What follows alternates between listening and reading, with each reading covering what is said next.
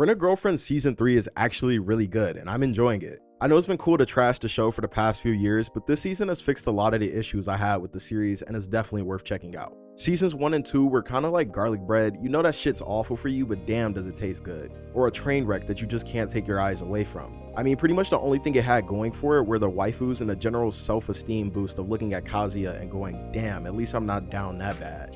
Season 3's improvement is due in large part to the fact that Kazuya has actually had some real substantive character development for once. Arguably the most hated main character in the medium is actually decent now. He's shown a lot of growth over the season, and they've addressed most of the complaints I have with him as a character. I mean, I think I can count on one hand the amount of times he's beat off the fantasies of Chizuru this season, which is saying something for him. He's still not a great guy or dethroning Ayano Koji in my top MCs list, but he's shown signs of improvement as he's helped Chizuru with her film project. He's gone from a horny loser to actually a somewhat responsible member of society who can be counted on when things get difficult. As much as I miss her, the decision to largely omit Mami and Ruka from this season to focus on the film project and Chizuru and Kazuya's relationship has really paid off. I think the series was way too episodic and disjointed in the first 2 seasons, and while memes and jokes are nice, it's good to get an actual goal for everyone to work towards for once. That goal, of course, being to make a movie. Chizuru's whole thing since we first met her is that she wants to be an actress. In this season, we finally see her fully commit to that goal and take steps forward. Kazuya plans it out, crowdfunds the project, and comes up with a script to help her realize her dream. Yeah, the same guy who couldn't even face a girl without wanting to go jack off to her from a couple seasons ago is now able to do all of this. He puts his personal desires aside and gives it everything he's got, which is truly commendable, and he's earned some respect from me. Speaking of Chizuru, while I'm still not a stan per se, I've definitely stopped hating her. One of the things I hate most in romance anime is when girls win just because they're the first girl that a guy encounters. Whether it's in a back alley or just on the way to school, it's so boring to me and makes romance shows very predictable. I mean, we've seen it time and time again in countless romance series where the actual best girl just loses to the main girl because she got introduced first. Or the generic tsundere love interest who just domestically abuses the main character and gets rewarded in the end. Kanokari was really heading in that direction until this season. Reiji has clearly been positioning Chizuru to win since day one. I mean, the guy even thinks he's dating her IRL. No wonder he can relate so much to his audience. But damn, at least make things interesting, and that they did. Chizuru starts the series as a reserved and professional rental girlfriend. However, over time, she becomes more open and expressive about her feelings and emotions, especially when it comes to her relationship with Kazuya.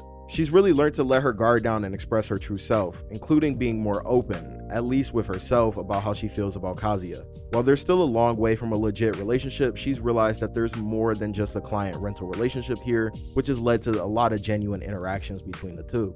I've really developed a lot of respect for her, just seeing her internal struggles and conflicts about her future, her relationship with her grandparents, and all the things she's been through, and still able to stand tall in spite of all that. I think at first she came off as someone who has everything going for her and figured out, but as we've seen a more vulnerable and fragile side of her this season, it's helped us connect with her and see what Kazuya sees in her. Even as a tsundere hater, I gotta give it to Reiji, this is some decent writing. I think the season also has some genuinely emotional and moving moments. I know it's crazy crying over Rent-A-Girlfriend, but damn, episode 9 was one of the most moving seasonal episodes this year. I just really like the overall more serious tone they've gone with for this season. It's still got its comedic moments and characters doing silly stuff, but the show just feels much more focused now. I don't think it's just a coincidence that the story instantly got better after Yaimori's introduction either, not just for the waifu reasons, but in many ways, she's basically the audience's self-insert into the story. All the times you've read the manga or watched an episode of this show and just wanted Kazuya to stop being a bitchless bum and make a move, well, you finally got someone in the story who gives him that impetus. So basically, massive shout out to Yaimori for saving this series.